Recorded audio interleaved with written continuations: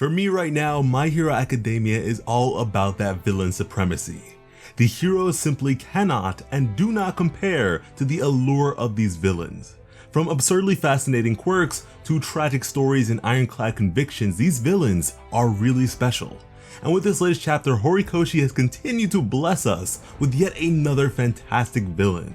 In the previous chapter, we opened up to Endeavor taking down some criminals before being berated by the nearby populace in regard to their failure in stopping Shigaraki, and furthermore the withholding of information in regards to Shigaraki's actual target. From here, however, we would have a bit of conversation amongst our top 3 heroes in regards to keeping Deku's secret, and furthermore, All For One's ability to claim One For All. Now, with the fan translations last time around, we were bound to receive some inaccuracies on account of the sheer volume of dialogue in this instance. However, with the official release, yet again, Plot Armor continues to predict the story of My Hero Academia. I have been telling you guys to check out our All For One Master Plan video, one of the most overlooked theories we've had in a while, as it continues to be corroborated by the story. On the subject of why Shigaraki's rage is such a necessity, the conclusion the ever-clever Hawks was able to come to was that All For One himself possesses no hatred, which is precisely what we hypothesized nearly 4 months ago. So yeah, Plot Armor has you covered. Anyways, our perspective would shift to that of All Might, who after reminiscing about his late sidekick Sir Night Eye, would notice Deku's GPS signal disappear just before his car was bombed. Just then, Deku's communicator would be shot right out of his hand by an assassin sent by All For One. It was the female villain we saw escape from Tartarus along with Overhaul. With this latest chapter, we open up to Hawk speaking to Deku just before he was discharged from the hospital. He would contemplate Deku's safety, saying that with the power of his quirk, he should be fine, but he did have his concerns. Taking all factors into account, the most probable course of action for the villains would be to capture Deku alive. However, with how formidable Deku has now become, such a thing would be next to impossible for the inmates of Tartarus. Which isn't something to simply gloss over, guys. We are not talking about simple prison escapees. We are talking about the worst of the worst, the cream of the crop, the strongest and most dangerous villains in the entire country.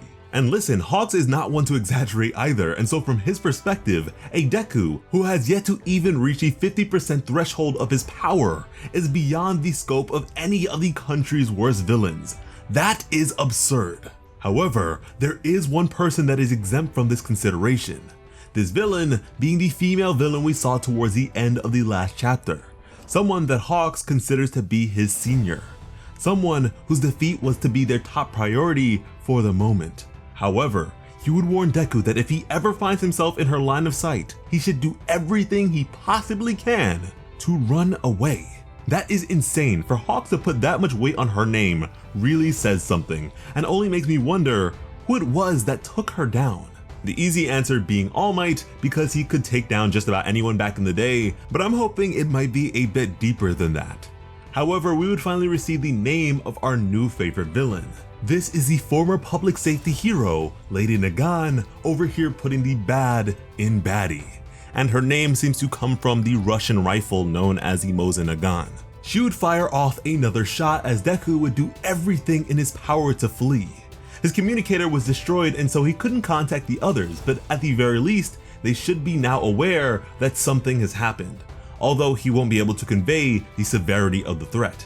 He would also think to himself that if he were to go to All Might, they might target him as well, not knowing that his mentor has already been attacked. Deku would then begin to contemplate the best course of action, but the lady was not giving him any time at all, as Deku's danger sense would flare and a bullet would curve towards him. He couldn't escape this one, and instead, he had to take it head on. The force of this impact was so substantial that it propelled Deku backwards an incredible distance. It was clear to him now just how dangerous she really was. Not to mention the recently acquired support item on one of his arms has now been destroyed by her shot.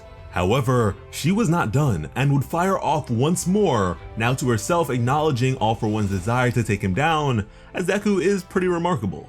Just then, we would shift to an old television broadcast that had an interview from the gun hero, Snipe.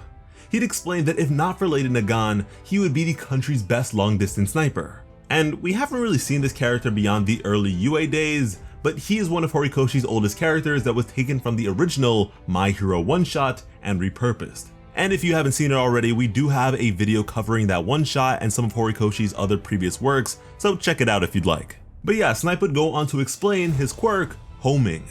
With it, he can lock onto anyone he can see within a range of 600 meters. It's not so precise that he can decide what part of the target it hits, and it's not all too powerful. However, Lady Nagant was in an entirely different league, as she can do what his quirk does by way of pure skill alone at a range 5 times that of his. And let me just say, it's kind of embarrassing to be interviewed and only speaking about the accomplishments of someone superior to, but whatever. According to Snipe, the secret behind this ability of hers was all in the bullets.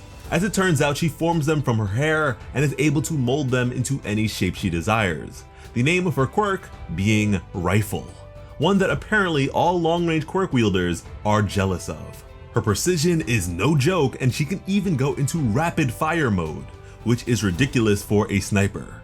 It's to the point where Deku would have to admit that if it weren't for his danger sense, this fight, if you can even call it that, would have been over a long time ago.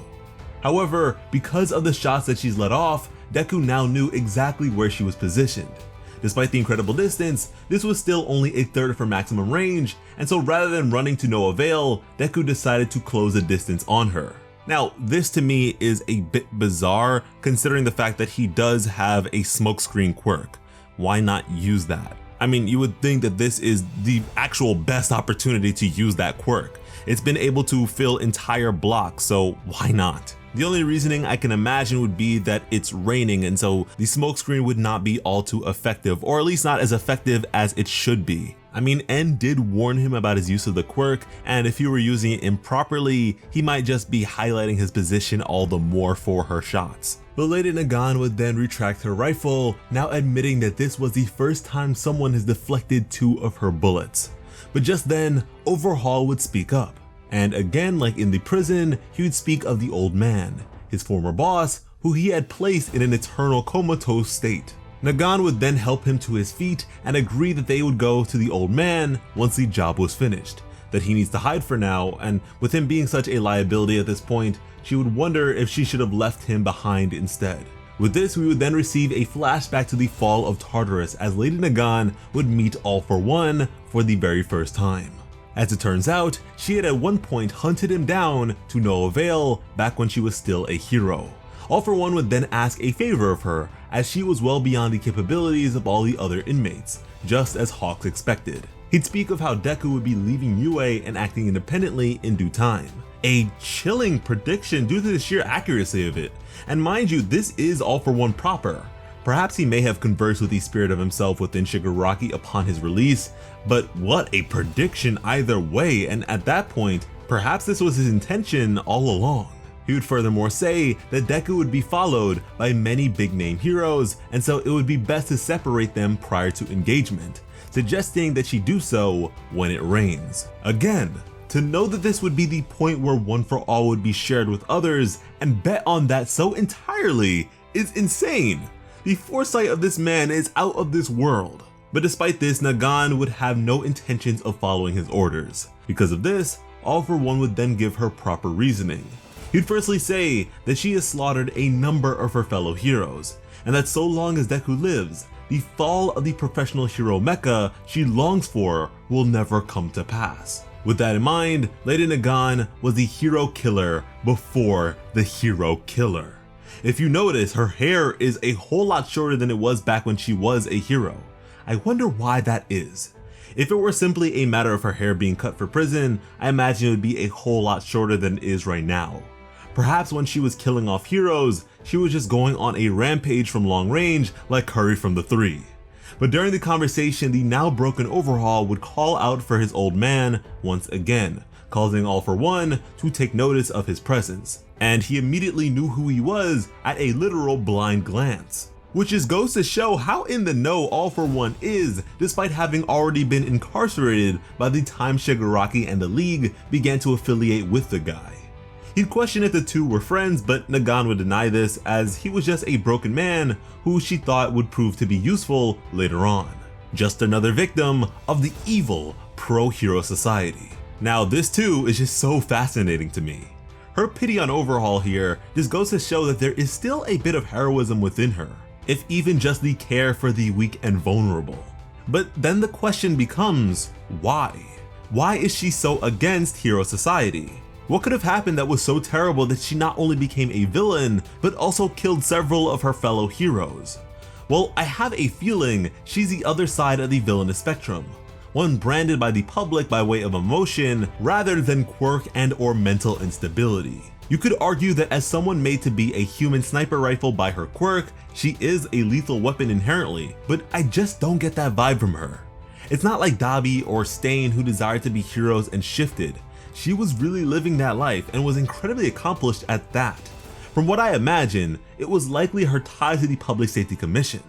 We've come to know of the dark and shady decisions they have made and had Hawks do. Heroes hired by the Commission are more like hired guns than heroes, and in her case, it was quite literal. They took advantage of Hawk's home situation and took him in as a child, and so it's clear that they don't have much in the way of boundaries. And I love this.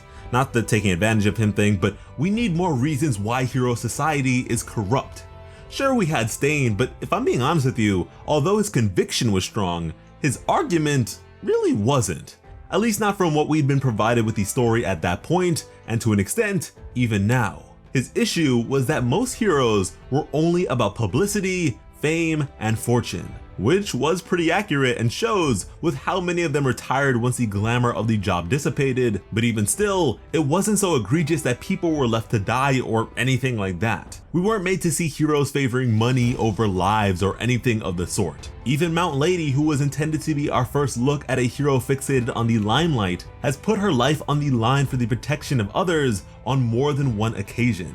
So if the story wants to provide further justification for today's anarchy, perhaps we should have gotten that a lot sooner, but hey, better late than never in this case. And so to put an end to hero society, the two would make a deal that NAGANT would agree to hunt DEKU, as All for One would bestow upon her yet another quirk, Airwalk. And that was the chapter. Now NAGANT having two quirks is absolutely crazy. I imagine she was spending the last month or so practicing with this new power, and I am excited to see it in action. I mean, come on, a sniper that can position themselves anywhere in space is completely broken, and I love it. For NAGANT to be able to possess two quirks is really impressive, by the way. Such a thing requires an especially strong will and mental fortitude. For instance, One for All is a quirk that requires an incredibly strong will from its possessors, as the original user, Yoichi Shigaraki, possessed one such powerful will.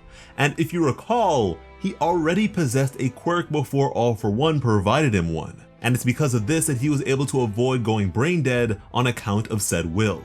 For NAGANT, this is to me a race against time, because if DEKU can simply stall for just long enough, then the top 3 heroes can swoop in. And from what I figure, she is the sort of combatant that sees the best results when facing a single target at a time. So yeah, yet another amazing chapter of My Hero Academia. The 300s have been really good to us indeed, and I cannot wait to see the next one, which I hope you'll be here for by subscribing to the channel with notifications on. We're always on top of the latest news and information, not only here, but on Instagram and Twitter as well, so I suggest you follow us over there at PlotArmorYT. Because when it comes to bringing you some of the best My Hero Academia content on the platform, Plot Armor has you covered. As always, I'm Slice of Otaku. Thank you all so much for watching and have an awesome day. I love you.